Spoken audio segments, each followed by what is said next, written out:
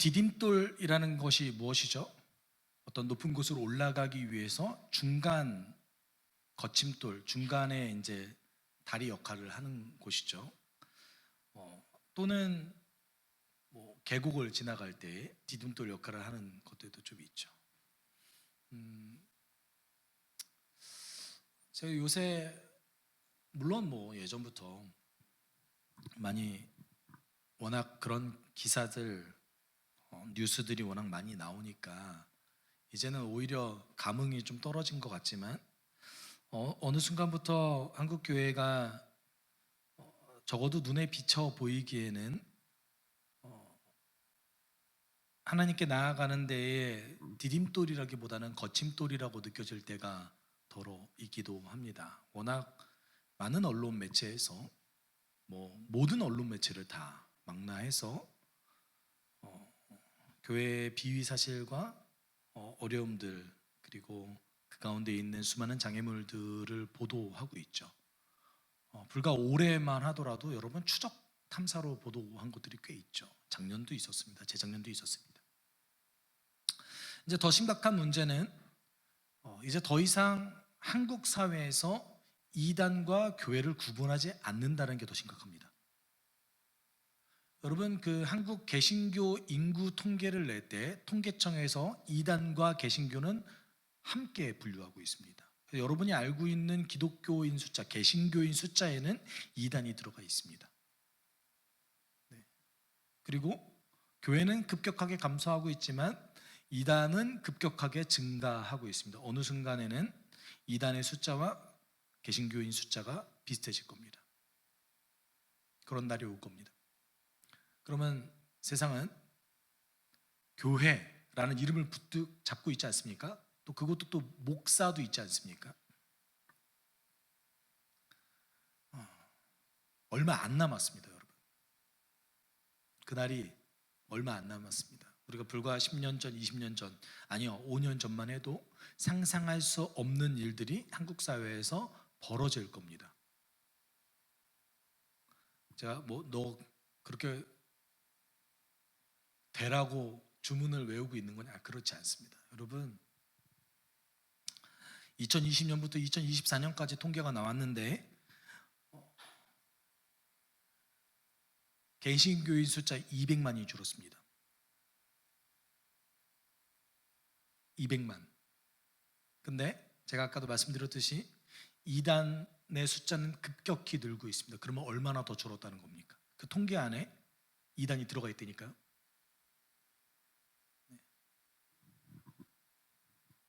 그런데 내가 기독교인이다, 내가 개신교인이다 라는 통계 안에는 누가 들어가 있냐면 교회를 다니고 있지 않지만 현재 본인이 기독교인이라고 인식하는 자들이 통계 안에 들어가 있습니다.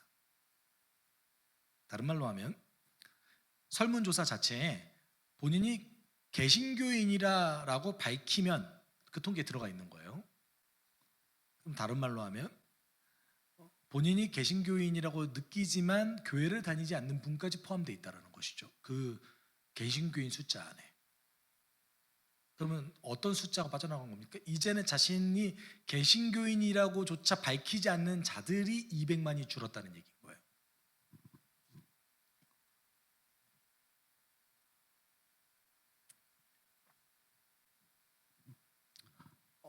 더 큰 문제는 교회가 병들었다는 사실을 인식하지 못합니다.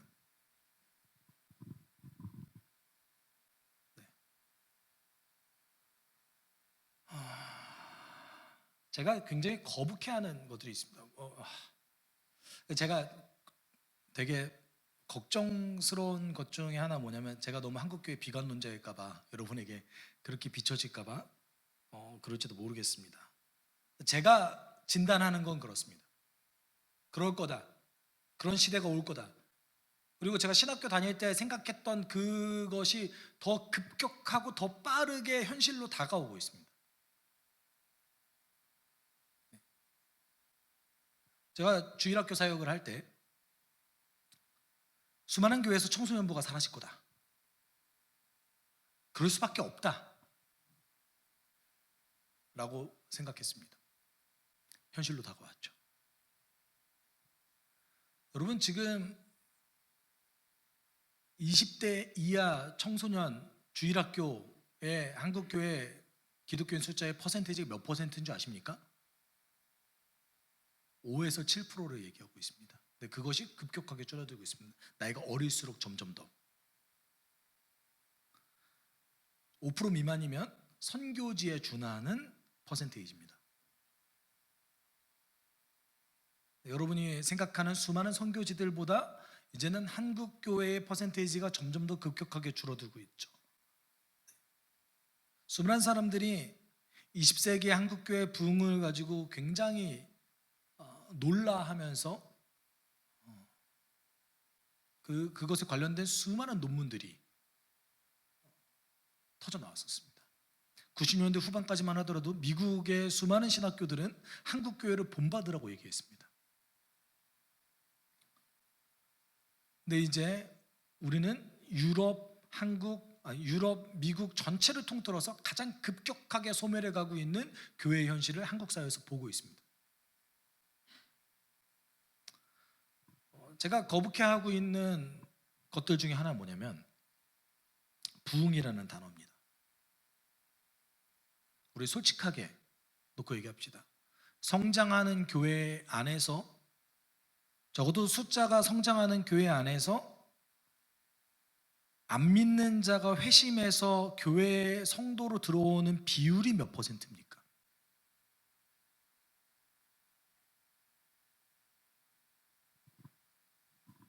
10% 넘습니까?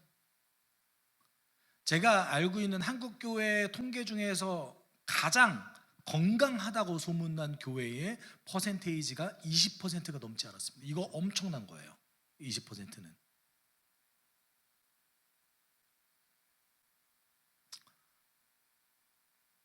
대부분은 5% 미만이죠. 5%가 뭡니까? 제가 볼 때는 한 1, 2% 미만일 것 같은데 어떻게 그게 부흥입니까? 한국 교회가 가지고 있는 병들었다는 증거인 거죠. 병리적 현상이에요. 병리적 현상을 이제 부흥이라고 얘기하고 있는 것 자체가 병들었다는 증거입니다. 나 병들었는데, 아주 심각하게 오염돼서 병들었는데 그걸 부흥이라고 얘기합니다. 그러면 그 안에 부흥이라고 외치고 있는 교회들은 삶이 어떻게 나아진 겁니까? 초대교회가 보이고 있는 진실성, 거룩성, 수많은 것들 중에 어떤 표지가 나타나고 있는 겁니까?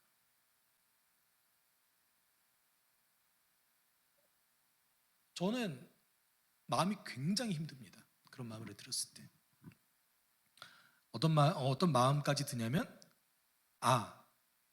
이런 일이 안 고쳐지겠구나 라는 생각이 듭니다.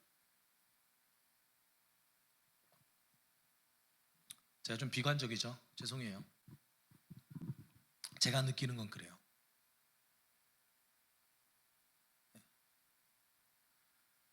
이제 제 나이 또래, 저랑 같이 신학교를 다녔던 수많은 동기들이 담임 목회자가 됩니다. 그리고 실제로 담임 목회자가 많이 됐습니다. 부목사 경험 대략 한 10년, 12년, 13년 정도 한 경력을 가지고 있는 세대입니다. 제가 신학교 때 그렇게 회심 사역과 복음 전도 사역, 그리고 사람을 돌보는 일에 그렇게 애썼던 저의 동기들이 이제 더 이상 사람에게 그렇게 크게 관심 없는 모습들을 전 발견합니다. 그들의 문제라고 생각하지 않습니다. 그것이 교회가 가지고 있는 병리적 문제예요. 여러분, 저는 개인적으로는 과연 이제 더 이상 교회를 디딤돌이라고 얘기할 수 있는가? 거침돌이라고 불러야 되지 않는가? 라는 판단을 합니다. 그리고 그 거침돌이 나는 아닌가? 그리고 나도 그 거침돌의 일부라고 생각합니다. 정말 그렇게 생각해요. 그렇기 때문에 정말 디딤돌이 되는 교회를 꿈꾸고 싶습니다. 저는 그것이 오늘 본문 속에서 등장하는 안디옥 교회의 모습이라고 봅니다. 여러분, 생각보다 많은 성도들이 건강해 보이지만 건강하지 않습니다. 왜냐하면 우린 대체적으로 건강한 공동체를 경험해 보지 못했습니다. 저도 교회를 개척하면서 이런 교회가 될까라는 회의적인 생각을 굉장히 많이 하기도 했습니다. 정말 성경에서 나오는 이 교회가 될까? 그럼 마치 그 예루살렘 교회는 유니콘 같은 존재 아니었습니까? 수많은 목회자들이 초대교회로 돌아가자라고 얘기하지만 그것이 마치 유니콘 같아요. 이 땅에서는 볼 수 없는 그런 교회가 정말 있어? 네. 근데 우리에게는 선택사항이 없죠. 왜요? 성경이 말하고 있으니까. 주께서 하라면 하는 거죠. 그것이 이 땅 가운데 이루어지든 안 이루어지든. 여러분, 분명한 것은 예루살렘 교회나 안디옥 교회나 그리고 성경에 이야기되어지고 있는 많은 교회들은 적어도 진실한 공동체였다라는 겁니다. 그리고 그들이 정말 치열하게 살아가면서 예수 그리스도의 명령을 따라가도록 노력했습니다. 안디옥 교회 정말 진실한 공동체였던 것 같아요. 저는 개인적으로는 서로 사랑, 제가 설교를 피드백하면서 어떤 생각이 들었냐면 제가 정말 지나치게 서로 사랑을 강조하는구나. 죄송해요. 근데 어쩔 수 없어요. 교회의 본질이 그건데요. 서로 사랑하라 라고 했을 때 저는 서로 사랑한다는 게 뭐지? 라고 했을 때에 진실하고 투명한 거라고 생각합니다.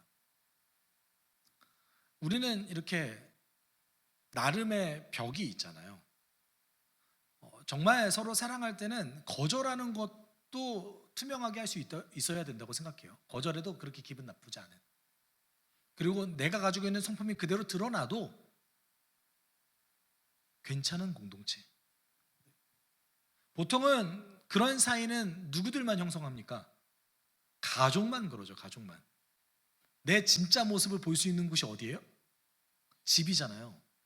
근데 서로 사랑하라 라는 거 안에는 그것이 들어가 있는 거 아니겠습니까? 그래서 성경에서 에베소서는 이렇게 얘기하고 있죠. 그러므로 이제부터 여러분은 외국 사람이나 나그네가 아니요 성도들과 함께 시민이며 그다음 뭐래요? 하나님의 가족입니다 라고 얘기하죠.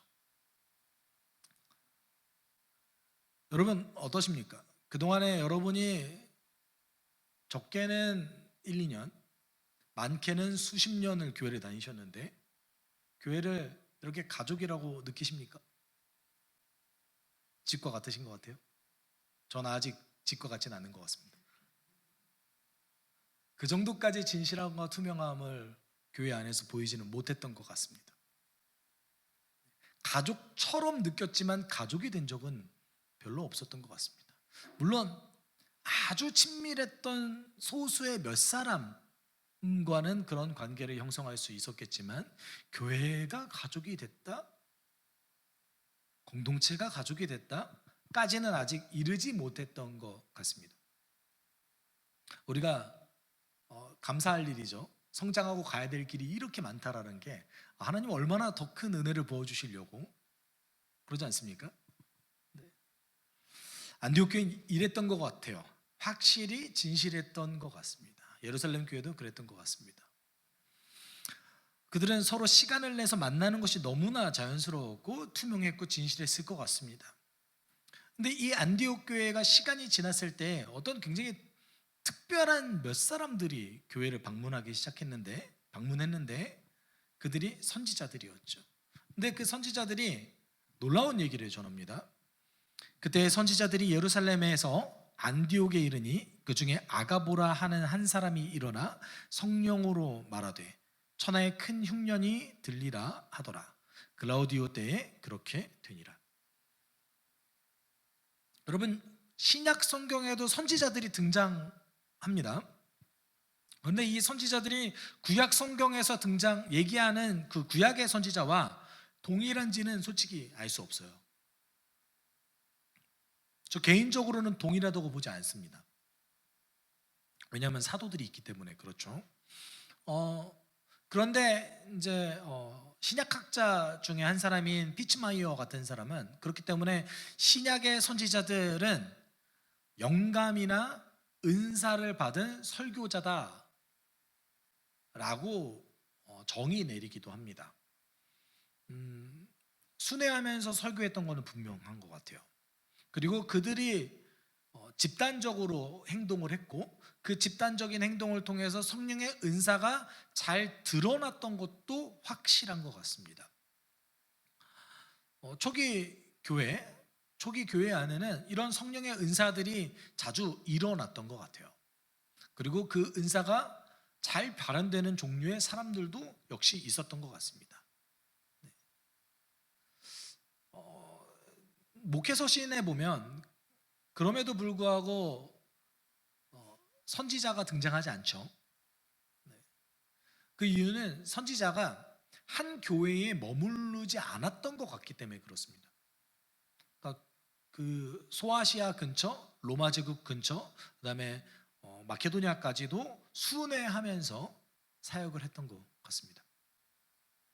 오늘 27절, 28절에는 선지자들이 방문했죠.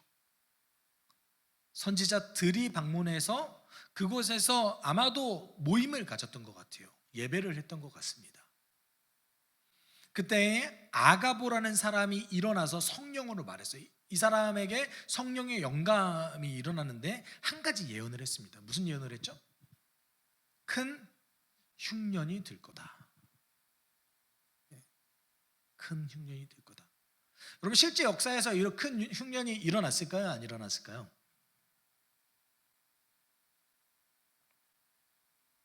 너무 쉬운 질문이어가지고 대답을 못 하시는 겁니까?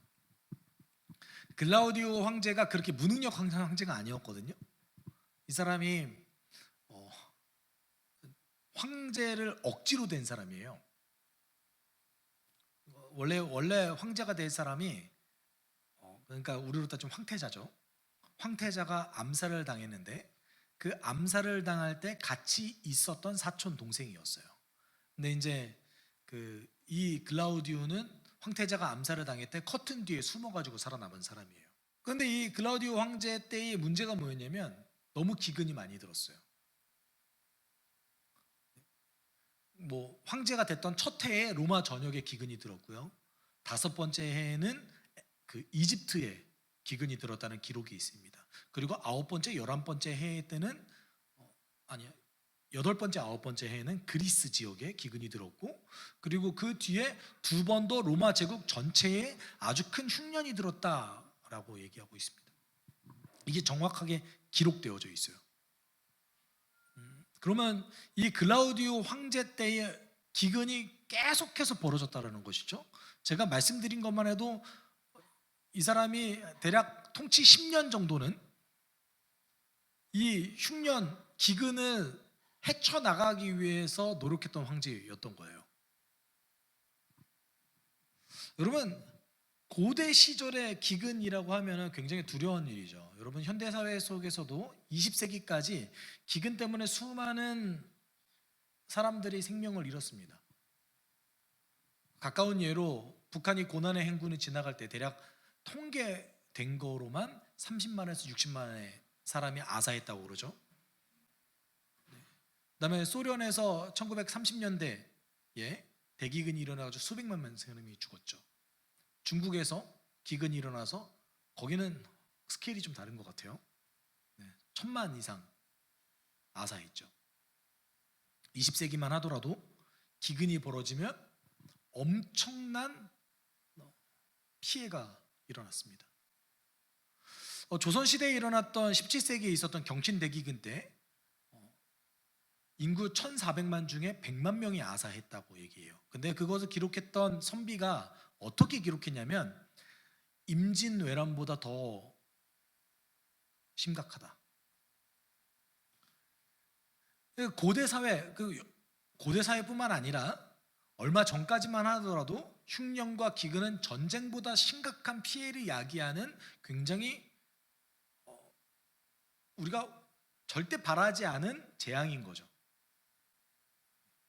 근데 지금 예언자 선지자 아가보가 뭐라고 얘기합니까? 큰 흉년이 일어날 거다. 얼마나 두렵겠어요. 아무리 큰 대도시여도 아사하는 자가 분명히 벌어집니다. 굉장히 두렵죠. 여러분, 이렇게 두려운 예언을 들은 다음에 안디옥 교회가 굉장히 의외의 선택을 합니다. 사도행전은 주의해서 읽어야 되는 건 뭐냐면 아주 의외의 선택이고 놀라운 일이 벌어졌는데 그 놀랍게 표현하고 있지는 않아요. 여러분, 여태까지 사도행전을 읽으면서 이게 뭐 대수롭다고 하면서 지나가셨죠? 아, 그렇구나 하고 지나갔던 거를 굉장히 많습니다. 여러분, 그렇구나 하고 지나갔던 일들 가운데 예수께서 하늘로 올라가신 일도 있어요. 그렇지 않으세요? 성경을 읽으면서 아, 그렇구나 하고 지나갔죠. 그런 일이 지금 벌어졌으면 여러분 어떨 것 같으세요? 성령이 이 선지자들을 통해서 예언을 시켰어요. 그러면 이 예언을 들었을 때랑 실제 그 흉년이 벌어졌을 때까지의 기간이 언제인지는 몰라요. 어느 정도의 기간까지는 모르는데 어쨌든 예언이 실제로 일어났죠. 안디옥 교회 성도들 입장에서는 엄청 대단한 일이 벌어진 거 아니겠습니까? 이때 이들이 아주 놀라운 선택을 합니다. 말도 안 되는 선택을 해요. 우리 같이 읽어볼까요? 제자들이 각각 그 힘대로 유대에 사는 형제들에게 구조를 보내기로 작정하고 이를 실행하여 바나바와 사울의 손으로 장로들에게 보내니라. 여러분, 어떤 게 놀라운 선택입니까? 잘 보세요. 안디옥 교회 제자들은 예루살렘 교회를 돕기 위해서 결정을 합니다. 이것이 이들이 흉년에 대한 내용을 듣자마자 제일 첫 번째 했던 선택이었습니다. 그런데 예언은 예루살렘에만 기근이 벌어진다는 예언이었습니까? 아니죠. 예언은 로마 제국 전체에 일어나는 흉년에 관한 내용이었습니다. 그러면 안디옥 교회 입장에서는 이 안디옥 지역에도 큰 기근이 일어나서 이 안에 굉장히 어려움이 있을 것이다 라고 생각할 수밖에 없어요. 왜냐하면 여러분, 흉년이 일어나면 당시에 비가 안 와서 흉년이 일어나는 거 아니겠습니까? 그러면 문제가 단지 식량이 없는 것 뿐일까요? 물이 없으면, 비가 안 오면 어떤 일이 벌어질까요? 그 고대 사회 속에서는 역병도 같이 퍼집니다. 왜냐하면 수지로 오염됐기 때문에 그래요. 물이 흐르지 못할 때가 많으니까요. 지하수도 제대로 공급되지 못했기 때문에 그 안에 물들이 오염되어서 여러분, 그 조선시대의 기록에 의하면 기근이 벌어지고 흉년이 벌어졌을 때 반드시 함께 퍼졌던 병이 역질 같은 거였어요. 그래서 역질 때문에 사람들이 다 죽어나가고 그랬어요. 그러니까 병도 같이 퍼진 거죠. 그럼 병도 같이 퍼질 때에 가장 위험한 지역이 어디입니까? 고대 사회에서 대도시죠. 안디옥은 어떤 도시였죠? 로마 제국 3대 도시 중 하나였습니다. 이들이 흉년에 대한 얘기를 들었을 때 제일 처음 상상할 수 있는 거는 우리 교회 성도들 중에서도 아사자가 발생할 수 있다, 역병에 걸려서 누군가는 죽을 수 있다라는 것을 먼저 생각할 수밖에 없습니다. 그럼 뭐 해야 됩니까? 비축해야 되는 거 아닙니까? 식량을 비축하고 할 수 있는 모든 노력을 다 해야겠죠. 본인의 미래도 어떻게 될지 모르잖아요. 그리고 이 기근이 언제까지 갈지 모르잖아요. 근데 제일 먼저 선택한 게 뭐예요? 예루살렘 교회를 돕기로 하는 거였습니다. 그러면 안디옥 교회 성도들 대다수가 예루살렘 교회 성도들과 관계가 있었을까요? 아니, 없었어요. 소수의 몇몇 사람들이 예루살렘 교회에서 와가지고 그곳에서 복음을 전했지만 대다수의 사람들은 아마 이방인들이었을 겁니다. 이방인들이 어떻게 유대인들과 관계를 맺죠? 관계를 맺지 못했을 겁니다. 한 번도 생각해보지 못한 사람들, 근데 그들을 위해서 뭘 결정했어요? 돕기로 결정했어요.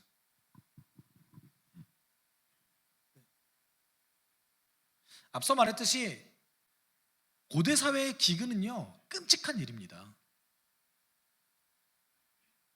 전쟁보다 심각한 어떤 피해를 일으킬 수 있는 일들이에요. 그런데 그 상황 속에서 안디옥 교회가 예루살렘 교회를 돕기로 결정했어요. 이유는 아주 단순했습니다. 예루살렘 지역이, 유대 지역이 로마 제국 전체에서 가장 가난한 지역에 속했기 때문에 그래요. 여러분, 예루살렘에 가면 아무것도 없어요. 실제 고대 사회에서 여기가 왜 이렇게 큰 도시가 됐지 의아할 정도로 뭐가 없어요. 뭐 물이 있어요, 농사를 지을 수 있어요, 아무것도 못해요. 그것이 정치 사회적 중심지가 아니었다면, 종교적 중심지가 아니었다면, 여러분, 그 예수께서 태어나셨던 갈릴리 지역이 훨씬 더 비옥한 곳입니다. 갈릴리 호수가 있잖아요. 전 세계에서 가장 유명한 강 중 하나인 요단강은 우리 옆에 있는 냇가만 합니다. 그렇지만 전 세계에서 가장 유명합니다. 예수 안 믿는 사람도 죽음에 대해서 요단강 걷는다고 얘기하잖아요. 네. 정말 유명하죠. 심지어 한 국가의 이름이 요르단이에요.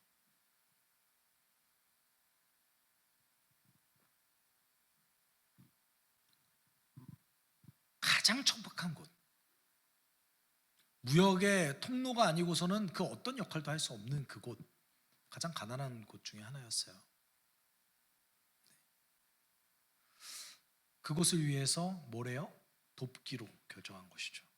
근데 이렇게 돕기로 결정했을 때 두 가지 방법이 있습니다. 29절 30절에 등장한 안디옥 교회 성도들이 어떻게 돕겠다라고 했던 두 가지 방법이 있는데, 여러분, 여기 첫 번째는 안디옥 교회는 경제적 상황에 맞는 비율을 결정해서 비용을 마련했어요. 어디에서요? 라고 얘기할 수 있잖아요. 29절 30절에 도대체 어디에서요? 보면 제자들이 각각 그 힘대로라는 것을 헬라어로 번역하면 제자들 중 누구든지 가진 재산의 비율에 따라 라고 번역할 수 있습니다.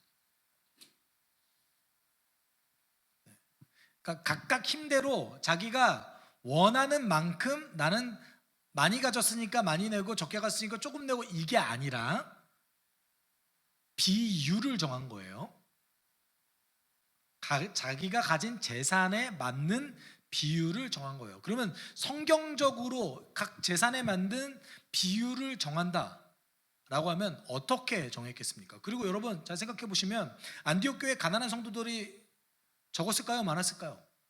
아마 많았을 겁니다. 왜냐하면 초대교회는 원래 가난한 자들부터 먼저 예수를 믿기 시작했거든요. 워낙 돕는 걸 잘하니까요. 워낙 돕는 걸 잘하니까요. 가난한 자들이 많았을 겁니다. 그런데 각각 제자들이 각각 그 힘대로 안에 모두가 라는 단어가 같이 들어있습니다. 누구든지, 모두가 재산에 맞는 비율을 결정해서 냈다라고 얘기하고 있습니다. 가난한 자도 일정 비율을 냈다는 얘기예요. 흉년이 앞으로 오고 있는데. 그러면 이제 성경적으로 비율을 정할 때 여러분 어떻게 생각하세요? 재산의 한 1% 이렇게 냈다고 생각하세요? 가난한 자나 부자나.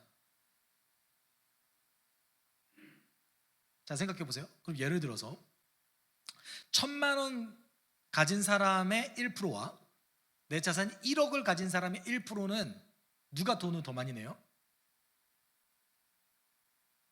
어려운 산수인가요? 굉장히 어려운 산수죠. 산수 수학이라고 할게요. 퍼센티지가 등장하니까 수학이라고 합시다. 네. 1,000만 원 가진 사람의 1%와 1억 가진 사람의 1%, 누가 돈을 실제적으로 많이 내죠? 1억 가진 사람의 1%가 훨씬 많죠. 하나님 보시기에 누가 더 많아요? 1,000만 원 가진 사람의 1%가 하나님이 보시기에 더 많이 낸 사람이에요. 성경적 원리로 따졌을 때 그러면 율법에서부터 이것이 다 결정됐거든요. 사실은 여러분, 성경이 엄청 디테일해요. 왜 이렇게 많은 걸 적어놓으셨지? 라고 생각이 들 정도로 여러분 출애굽기 20장부터 힘들어 하시잖아요. 그쵸? 출애굽기 20장 넘어가면서부터 어디까지 힘들어 하세요? 대체적으로 신명기까지 다 힘들어 하시는데, 이제 신명기는 그나마 좀 읽을만 하고 민수기 쪽에 나오는 스토리 부분이 조금 더 괜찮죠. 민수기도 다 스토리만 있는 게 아니죠. 정말 엄청난 분량이 왜 들어가 있겠어요? 이런 내용들이 다 들어가 있는 거예요. 율법 안에 어떤 것이 있어요? 부자일수록 비율을 더 높여서 걷는 거예요.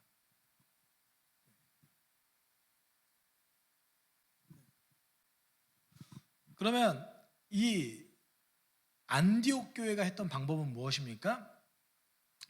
가진 재산 안에서 비율을 결정해서 낸 거죠. 그러면 여러분 그 안에 포함되어져 있는 전제가 들어가 있습니다. 재산을 다 오픈하는 거예요. 무슨 말이에요? 교회에 나 얼마 가졌습니다 다 알려주는 거예요. 이게 진실하고 투명한 교회가 아니면 도대체 어떻게 가능합니까? 여러분 제가 미국 교회에서 제가 미국 사회에서 세 가지 물어보면 안 된다고 그랬잖아요. 그렇죠? 당신 신분이 어떻게 돼요? 직업이 뭐예요? 어디 살아요? 이거 얘기하면 안 돼요. 한국 사회도 이제 비슷하게 가고 있죠. 그렇다고 여러분 투명해지지 않았는데 얼마 보지도 못했는데 그런 거 물어보지 마세요. 적어도 안디옥 교회는 굉장히 투명하고 진실했다는 얘기인 거죠. 자기 재산을 다 오픈했어요. 그리고 그 안에서 비율을 정해가지고 냈습니다. 그런데 예외되는 사람이 없었어요. 이 안에는 두 가지 함의가 되어 있는데, 첫 번째는 투명하고 진실함이 있었다는 거고, 그리고 두 번째는 가난한 자들을 이 교회가 해결하겠다라는 자신감이 있었던 거예요. 가난한 자에게도 요구했잖아요. 야, 너도 기부해. 한 번도 보지 못한 사람들을 위해서. 우리 보통 그렇게 생각하지 않습니까? 제가 여유되면 할게요. 그리고 우리도 가진 자 입장에서 당신 여유되면 하십시오. 보통 교회가 이랬을 텐데 그러지 않고 내십시오. 너는 우리가 책임질 수 있습니다.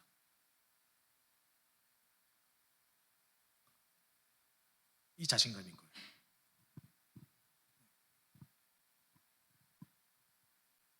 여러분 그냥 스쳐 지나가는 그 말 가운데 이런 함의가 들어가 있었던 거죠.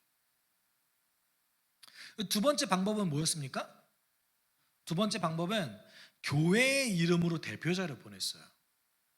물론 여러분 안디옥 교회와 예루살렘 교회는 거리가 좀 멉니다. 그렇기 때문에 그렇지, 그러니까 대표자를 보내야지. 그렇게 생각이 드세요? 그거 하시려고 담임 목사 보내실래요? 우리 교회 입장에서 생각해 보십시다. 앞으로 대흉년이 드는데 우리가 돈을 모아서 어느 곳으로 보내야 돼요. 그러면은 대표자를 보냅니까? 아니면 다른 누군가를 보냅니까? 한 2달 비워야 될 텐데. 그렇죠? 담임 목사 둘을 그곳에 보낸 거죠. 그 기간 동안에 누가 성도를 돌보죠? 이게 단순히 거리의 문제가 아니라 이 비용을 교회의 대표성을 가지고 전달한 거예요.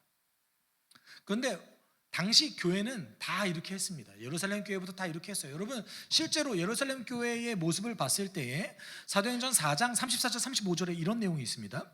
그들 가운데는 가난한 사람이 한 사람도 없었다. 땅이나 집을 가진 사람들은 그것을 팔아서 그 판돈을 가져다가 사도들 발 앞에 놓았고 사도들은 각 사람에게 필요에 따라 나누어 주었다. 자세히 보시면 여기서 가난한 사람이 한 사람도 없었다라는 것은 사실 필요를 찾지 못하는 사람은 한 명도 없었다 이런 말인 거예요. 우리 입장에서 가난한 사람 아니에요. 그렇죠?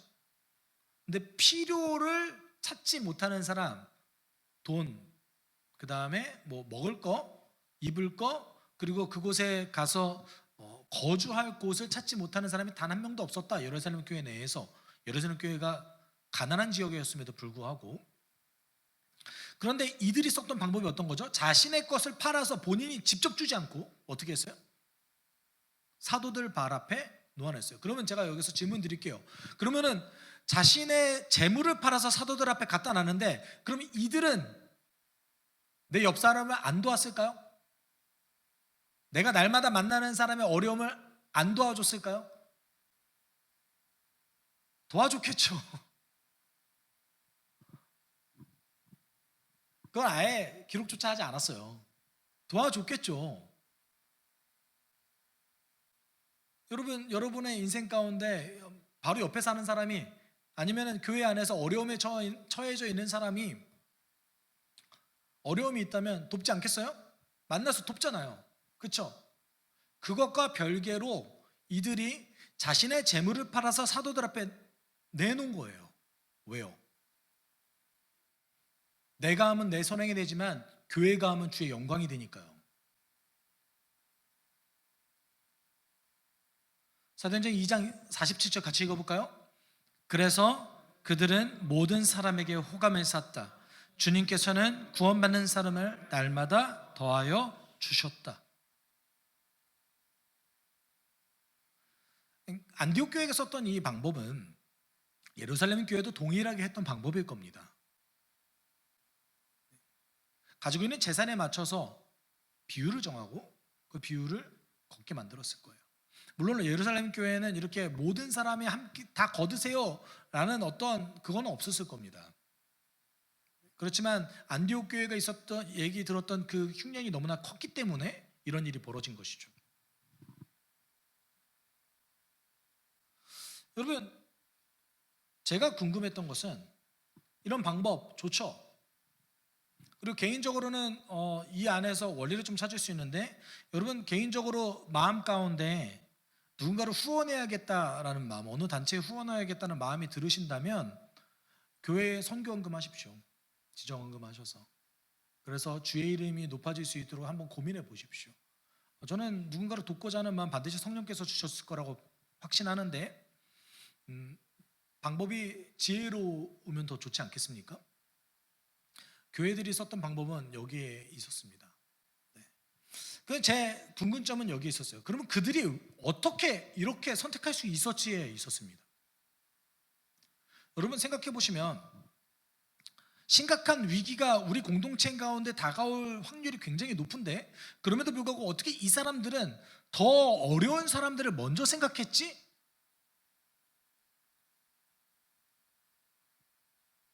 여러분 어떠십니까? 우리 대부분의 신앙인들은 자신의 일을 먼저 해결하려고 합니다. 여기에서 벗어나는 사람이 거의 없습니다. 자신의 일을 먼저 생각하죠. 내가 어려울 때는 다른 것이 잘 안 보이는 법이에요. 현대사회 가운데 가장 쉽게 들리는 말 중에 하나가 뭐예요? 나 하나 건사하기도 힘든데. 네.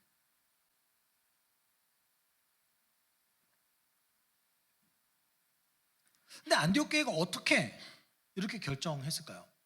저는 개인적으로는 이들이 균형적으로 성장했기 때문이라고 생각하는데, 여기서 얘기하는 이 균형적인 성장이라는 것은 나와 하나님과의 관계, 나와 자신과의 관계, 나와 공동체의 관계, 나와 세상의 관계가 균형적으로 골고루 성장하는 걸 뜻합니다. 그런데 이것을 훈련하기 위해서 저는 두 가지 했다고 생각합니다.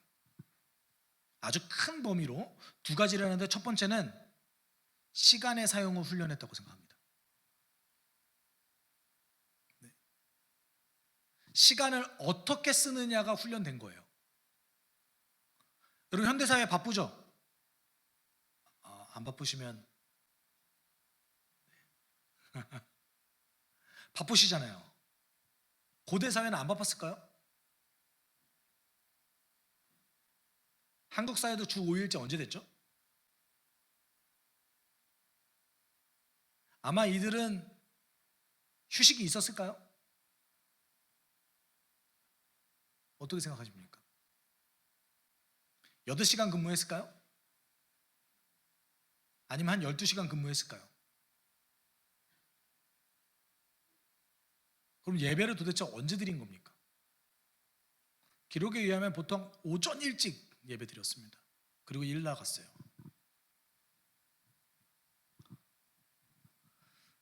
이때 더 바빴을 거예요. 생산력도 지금보다 한참 뭐 수십 배, 수백 배 안 좋았으니까요. 그런데 시간을 썼습니다. 주를 위해서, 다른 사람을 위해서. 여러분, 이건 훈련되지 않고서는 나올 수 없는 발상이에요. 그냥 자연스럽게 바로 나온 거예요. 어려움이 생겼다? 더 어려운 삶을 찾는 것.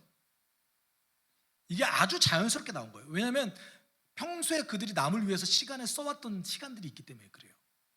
실제로 초대교회 역사 가운데 초대교회가 부흥할 수 있었던 가장 결정적인 사건은 역병들이었습니다. 원래 보통은 역병이 발생되어졌을 때에 다 도시 밖을 도망가는 게 맞는데 기독교인들은 그 병자와 같이 죽었어요.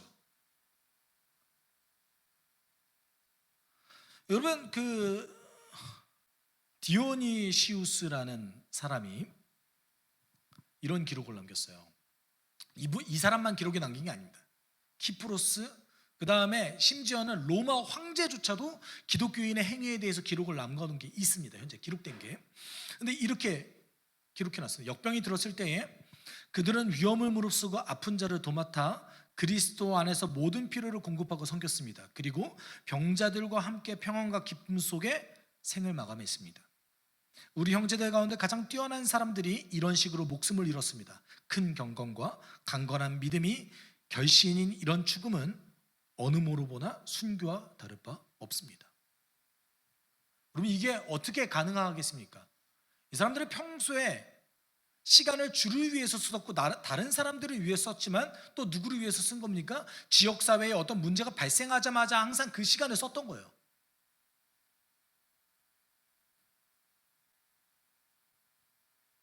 너무나 자연스러운 일이었던 거죠. 이게 시간 쓰는 것이 훈련되어져야 됩니다. 두 번째는 시간을 쓴다면 돈의 사용도 훈련해야죠. 여러분, 돈의 사용 어떻게 훈련하죠? 잘 쓰면 되죠. 세상에서 가장 즐겁고 재미있는 일 중에 하나가 뭐죠? 돈을 쓰는 일이잖아요. 안 그러시면 정말 죄송해요. 여러분, 그래도 누군가 교제를 나눌 때 맛있는 거 드시는 거 공짜로 드시나요 혹시? 나 줘 이래세요? 대가를 지불하죠. 그렇죠? 자녀에게도 쓸 때도 다 돈을 지불합니다. 근데 여기서 돈의 사용을 훈련해야 된다는 건 무엇입니까? 첫 번째는 헌금이고 두 번째는 다른 사람을 위해서 인색하지 않게 쓰는 겁니다. 이거 훈련의 영역입니다. 이거는 훈련의 영역입니다. 여러분, 자본주의 사회를 살아가는 우리 입장에서 돈의 사용은 반드시 훈련해야 될 영역입니다. 안디옥 교회는 이것을 제대로 훈련했던 것 같습니다. 가난한 자나 부자나 모두 다 돈을 사용하는 것에 대해서 훈련했던 것 같습니다. 여러분, 1세기 교부들의 문헌을 살펴보면 특별히 어느 부분을 가장 훈련을 많이 했냐면 돈을 모으는 일에 중독을 훈련했습니다. 이게 뭔 말이죠? 돈을 모으는 일 자체가 중독이라고 봤던 거예요. 네. 현대사회에 그대로 적용했다가는 제가 굉장히 힘들어질 수도 있지만 그렇게 훈련했다고요. 돈에 대해서. 네. 돈을 악한 것으로 보지는 않았습니다. 그렇지만 반드시 훈련이 필요한 영역으로 여겼습니다. 여러분, 헌금은 왜 합니까? 헌금은 왜 하죠? 여러분, 헌금이 돈을 사용하는 가장 중요한 도구, 돈의 사용을 훈련하는 가장 중요한 도구 중 하나입니다. 그런데 헌금을 왜 하죠? 하나님께서 필요하셔가지고요? 아니면 내가 어떤 복을 빌기 위한 도구입니까? 아니면 하나님께서 그 돈이 좀 필요하셔서 뭔가 사역을 하기 위해서 헌금을 하는 겁니까? 우리가 헌금에 대해서 생각할 때 방향성을 뒤집어야 됩니다. 헌금을 누구를 위해 있는 거예요? 나를 위해 있는 거예요. 우리 좀 따라해 볼까요? 이거 헌금은 나를 위해 있다. 왜요? 그냥 살면 돈이 내 삶 가운데 우상이 되니까요. 성경에 그걸 적어놨을까요? 네. 디모데전서 6장 10절에 이렇게 얘기하고 있죠. 같이 읽어볼까요? 돈을 사랑하는 것이 모든 악의 뿌리입니다. 돈을 쫓다가 믿음에서 떠나 헤매기도 하고 많은 고통을 겪기도 한 사람이 더러 있습니다. 제 개인적으로는 저희 헌금 시간에 돈을 따로 걷는 시간이 없어요.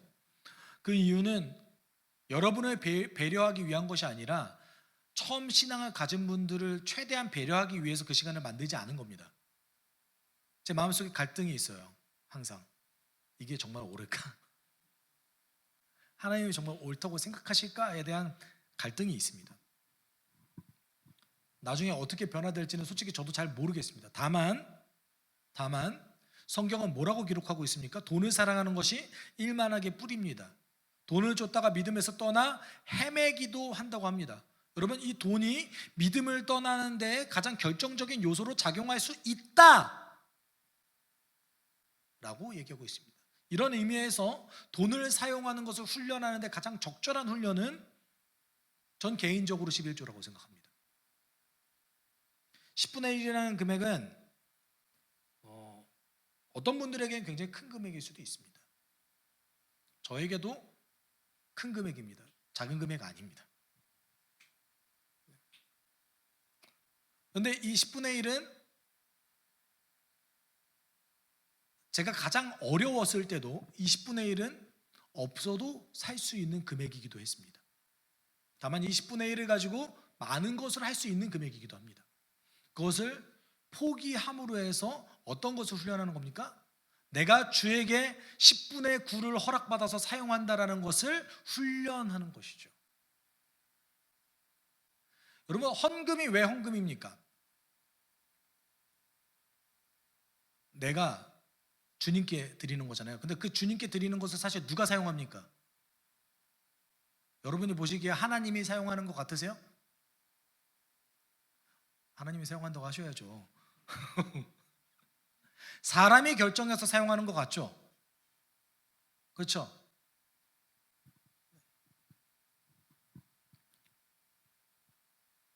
아주 틀린 얘기 아닙니다. 그런데 왜 헌금이 훈련이 되겠습니까? 왜냐하면 내가 주체적으로 사용할 수 있는 금액이 아니에요. 이해하셨어요? 다른 모든 금액은 아무리 좋은 일을 하더라도 내가 주체적으로 사용합니다. 제가 아까 돈의 사용을 훈련해야 된다는 거 두 가지 훈련해야 된다고 하나, 하나는 헌금이고 하나는 다른 자를 위해서 사용하는 건데, 다른 자를 위해서 사용하는 금액은 내가 주체적으로 쓰는 겁니다. 헌금은 누가 주체가 되는 거예요? 우리가 하나님이라고 얘기하기에 쉽지 않을 수 있지만 적어도 이렇게는 말할 수 있어야 됩니다. 주의 뜻. 그렇기 때문에 헌금을 사용하는 주체는 주님의 뜻대로 뭔가 집행하는 어느 누군가가 되어야 됩니다. 여러분, 제 개인적으로는 혹시 여러분들 중에서 후에 교회를 이동해야 될 일이 발생한다면 이왕이면 이 헌금을 주의 뜻대로 온전히 사용할 수 있을 만한 교회를 가십시오.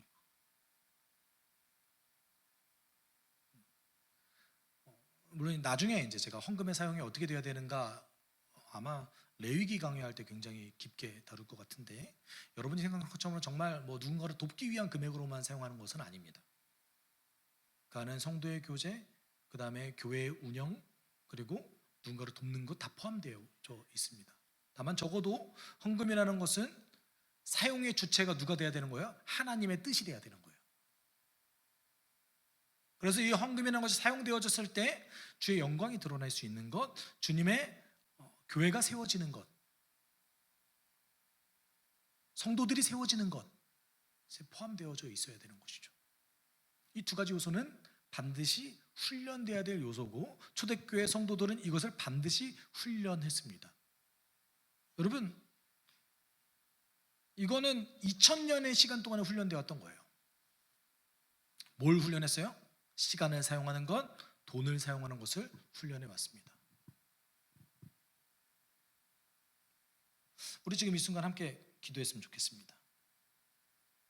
여러분, 이 안디옥 교회가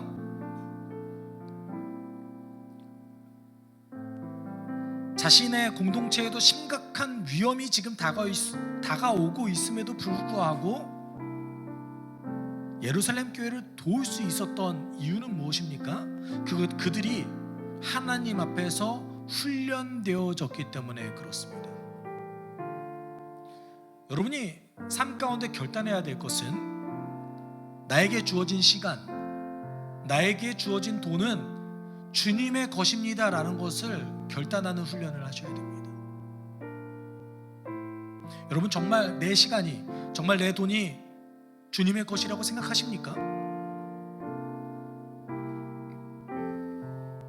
정말 그렇게 여기시나요? 그것은 우리의 것이 아닙니다. 내가 정말 그리스도를 주님이라고 모신다면 그것은 누구의 것이 되어야 마땅합니까? 주님의 것이 되어야 마땅합니다. 여러분, 시간을 공동체를 위해서, 다른 사람을 위해서 사용하십시오. 여러분, 여러분의 돈을 교회를 위해서, 주를 위해서, 그리고 다른 사람을 위해서 사용하는 훈련을 하십시오. 그랬을 때 여러분이 더 균형적으로 성장할 거라고 믿습니다. 우리가 함께 기도할 때, 하나님, 내 시간과 내 돈이 주님의 것이라고 내가 결단할 수 있게 하여 주십시오. 나의 인생이 당신의 것이라고 결단할 수 있게 나를 인도해 주십시오. 그렇게 살게 하여 주십시오. 우리가 이렇게 함께 기도하도록 하겠습니다. 함께 기도합시다.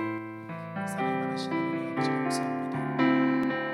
하나님, 우리의 시간과 우리의 돈은 당신의 것입니다. 하나님, 우리의 시간과 우리의 돈은 당신의 것이어야지만 마땅합니다. 하나님, 우리를 인도해 주십시오.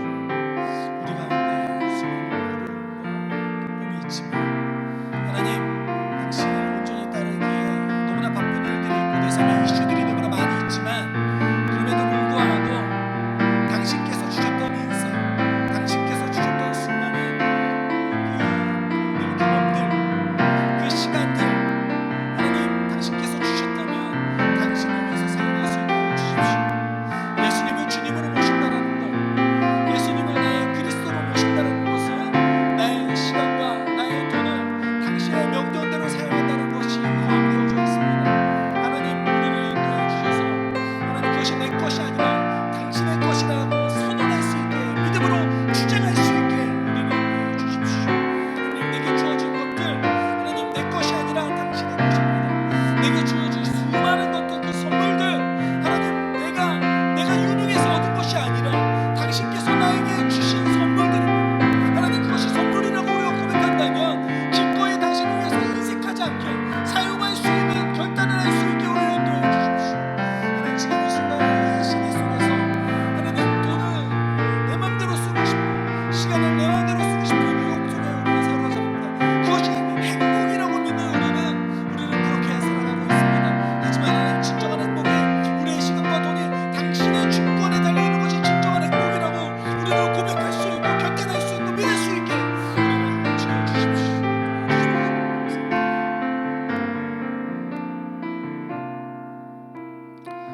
사랑이 많으신 하나님 아버지,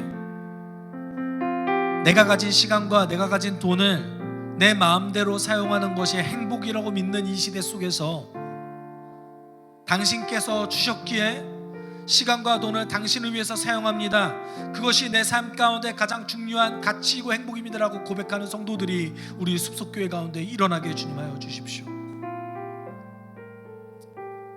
그것을 통해서 균형적으로 성장하길 원합니다. 하나님, 이 시대 속에서 당신께 나오는 자들을 넘어뜨리게 만드는 거침돌이 아니라 디딤돌이 될 수 있게 하여 주십시오. 디딤돌이 되기 위해서 우리는 깎여져야 합니다. 올바른 곳에 설치되어져야 합니다. 하나님, 내 시간과 내 돈은 당신께서 나에게 허락하신 선물이오니 당신을 위해서 사용할 수 있게, 최우선적으로 당신을 위해서 쓸 수 있게 우리 인도해 주십시오. 모든 것 감사하며 예수님의 이름으로 기도드립니다. 아멘. 주 예수 그리스도의 은혜와 하나님의 사랑과 성령의 교통하심이, 주님께서 주신 시간과 돈을 주님을 위해서 사용하기를 소망하는 숲속교회 성도들 위해 그들의 한 주간의 삶 가운데 함께 있을지어다. 아멘.